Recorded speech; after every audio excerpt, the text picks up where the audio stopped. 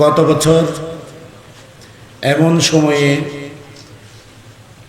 আমি আজকে যে চেয়ারে বসা, ওই চেয়ারে বসা ছিলেন আমার শ্রদ্ধেয় পিতা আলহাজ নুরুল ইসলাম চিশতি। আজ অনেকে মোবাইলে মুখে বাড়িতে গিয়ে দাওয়াত দেওয়ার সময় যখন বলি 1 বছর ফাতিহা শরীফের দাওয়াত দিচ্ছি, অনেকেও হতবাগা, হতভঙ্গ, কেউ বিশ্বাস করতে পারতেছে না আমার আব্বা যে দুনিয়া থেকে বিদায় হয়েছেন এটা 1 বছর হয়ে গেছে।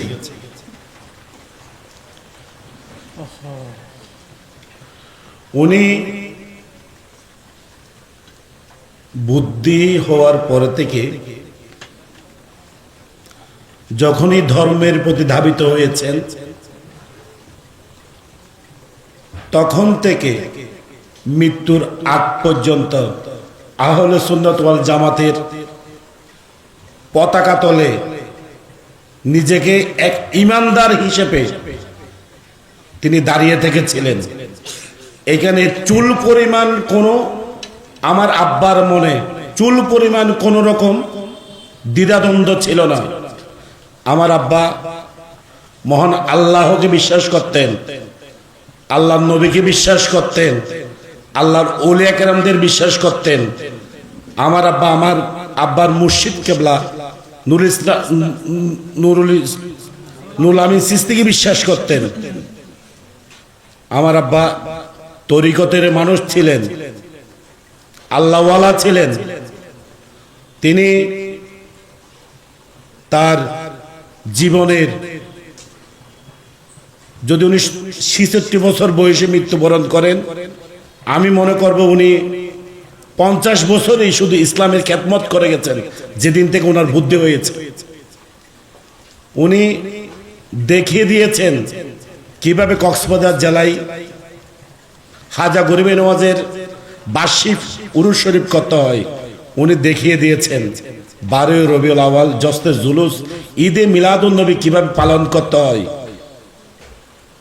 মানুষের সৎ ইচ্ছা থাকলে আসলে সব সম্ভব, উনি তা দেখিয়ে দিয়েছেন।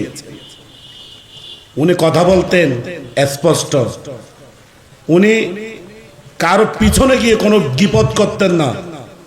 বিচার হোক, সালিশ হোক, মজলিস হোক, মিটিং হোক, উনি কথাগুলা যাকে যেটা বলতো সামনে বলতেন। এটা হয়তোবা অনেক বড় মাপের নেতা হোক, অনেক বড় মাপের টাকাওয়ালা হোক, কারো পিছনে গিয়ে উনি গীপত করতেন না। যাকে যেটা বলতেন সামনে বলতেন। হয়তোবা তার জন্য আমার আব্বাকে অনেক কেউ উনার চিকু দেখলেও সমস্যা নেই, আল্লাহর চোখে উনি যদি আল্লাহর নেককার বান্দা এটাই যথেষ্ট। ভালো খারাপ দেখার এটা আমাদের না, এটা আল্লাহর। যদি আল্লাহকে, আল্লাহর নবীকে সন্তুষ্ট করতে পারেন, ওনার জীবনের যত ইসলামিক খেদমত করে গেছেন তা দিয়ে যদি উনি ওনাদের সন্তুষ্ট করতে পারেন, তাহলে কারো এসে নাম করতে হবে এরকম কারো প্রয়োজন হবে না ইনশাআল্লাহ। যারা ওনার শুভাকাঙ্ক্ষী, যারা ওনাকে দেখতে পারতেন অথবা নাও দেখতে পারতেন, যারা স্বপ্নে আমার আব্বাকে দেখেছেন, দেখছেন, যার যেভাবে কথা শুনি, আল্লাহ রহমতে আমার আব্বা ওপারেও আল্লাহ রহমতে একটা আল্লাহ ওনাকে ভালো একটা সম্মানিত করেছেন। ওভাবেই সবাই মোটামুটি বলে আলহামদুলিল্লাহ। আপনারা দোয়া করবেন আমরা যেন যতই প্রতিকূল আবহাওয়া হোক না কেন আমার আব্বার ভালো কাজগুলো, রেখে যাওয়া কাজগুলো আমরা যেন সবাই মিলেমিশে করতে পারি। 12 রবিউল আউয়াল থেকে শুরু করে গৌসে পাকের ফাতিহা ইয়াজদুম থেকে শুরু করে হাজাব করিবে নওয়াজের বার্ষিক উরুস শরীফ,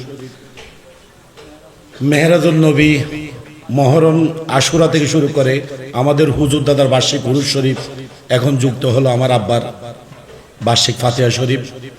আমরা যেন যথাযোগ্য মর্যাদায় পালন করতে পারি। আমার আব্বা জীবনে বেঁচে থাকতে যদি কারো কোনো মনে কোনোভাবে যদি দুঃখ দিয়ে থাকেন, আঘাত দিয়ে থাকেন, আল্লাহর ওয়াস্তে আমার আব্বাকে ক্ষমা করে দিবেন। আমি আগেও কবরের, আমি জানাজার মাঠে আগেও বলেছি, এখনো বলে যাচ্ছি, যদি আমার আব্বার থেকে যদি কেউ যদি চলার পথে, হাঁটার পথে, ব্যবসার পথে কোনো যদি লেনদেন যদি আমার আব্বার থেকে কেউ পেয়ে থাকেন, আমি এখনো বলছি আপনারা আমার সাথে, আমার ভাইদের সাথে যোগাযোগ করবেন। যারা অল্প টুকটাক বলেছিল ইনশাল্লাহ আমি সবার লেনদেন শেষ করে দিয়েছি। তবুও যদি কোনো কেউ যদি থেকে থাকেন, এখনো বলছি আমি আমার আব্বার ছেলে হিসেবে ইনশাল্লাহ আমরা যার লেনা দেনা যা থাকে আমরা পরিশোধ করতে বাধ্য। আপনারা আজকে ঈদে মিলাদুন্নবী সাল্লাল্লাহু আলাইহি সাল্লাম মাহফিলের পরে আখেরি মুনাজাত হবে। সবাই আমার আব্বার জন্য দোয়া করবেন, আমাদের ভাইদের জন্য দোয়া করবেন। এই বলে আমার সংক্ষিপ্ত বক্তব্য আমি এখানে শেষ করছি। আসসালামু আলাইকুম।